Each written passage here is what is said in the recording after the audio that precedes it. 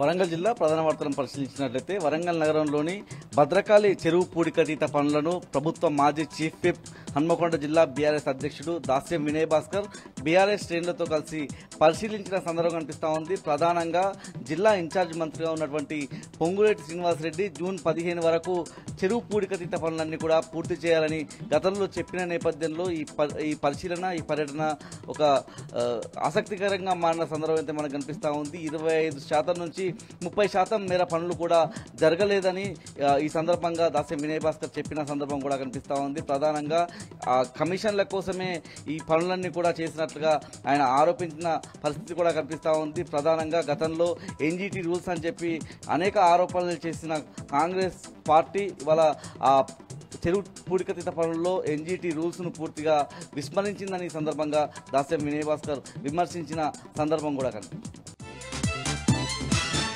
హన్మకొండ జిల్లా ప్రధాన వార్తలను పరిశీలించినట్లయితే వేలేరు మండల కేంద్రంలో మాజీ ఎమ్మెల్యే తాటికొండ రాజయ్య పర్యటించారు. ఈ సందర్భంగా ఆయన మీడియాతో మాట్లాడిన సందర్భం కనిపిస్తూ ఉంది. ప్రధానంగా ఇటీవల ఈ కార్ రేసింగ్ సంబంధించినటువంటి విచారణ పేరుతో రాష్ట్ర ప్రభుత్వం కక్ష సాధింపు చర్యలకు పాల్పడుతుందని ఈ సందర్భంగా తాటికొండ రాజయ్య విమర్శించిన సందర్భం కనిపిస్తూ ఉంది.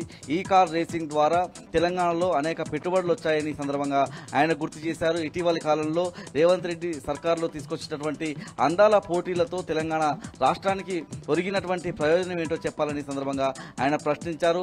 ఆ ఈవెంట్ ద్వారా తెలంగాణ పరువు ప్రపంచవ్యాప్తంగా పోయిన సందర్భం కూడా కనిపించిందని ఆయన విమర్శించారు. ముఖ్యంగా ఏదైతే డైవర్షన్ పాలిటిక్స్ ను సీఎం రేవంత్ రెడ్డి పక్కన పెట్టాలని ఈ సందర్భంగా ఆయన సూచించారు. మహబూబాబాద్ జిల్లా ప్రధాన వార్తలను పరిశీలించినట్లయితే పెద్దవంగర మండలం మేత్యా తండాలో టీపీసీసీ ఉపాధ్యక్షురాలు ఝాన్సీ రెడ్డికి చేదు అనుభవం ఎదురైంది. ఆ గ్రామానికి వెళ్లిన ఝాన్సీ రెడ్డిని ప్రజలు అడ్డుకున్న సందర్భం కనిపిస్తూ ఉంది.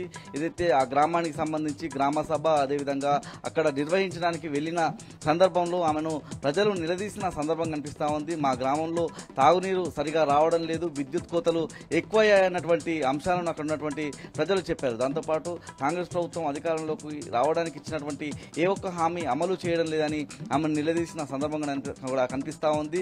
గత 3 రోజుల నుంచి కూడా ఇటు తొర్రూరు మండలం అదేవిధంగా పెద్దవంగర మండలము ఇటు జనగామ జిల్లాకు సంబంధించి దేవరూపల మండలాల్లో ఇటు ఎమ్మెల్యే యశస్విని రెడ్డి అదేవిధంగా ఆమె అత్త టీపీసీసీ ఉపాధ్యక్షురాలు ఝాన్సీ రెడ్డిని ప్రజలు అడ్డుకొని పథకాలకు సంబంధించి కావచ్చు ఆయా గ్రామాలకు సంబంధించినటువంటి సమస్యలను చెప్పుకునే విధంగా వాళ్ళంతా కూడా నిలదీస్తున్న సందర్భాలు అయితే కనిపిస్తూ ఉన్నాయి.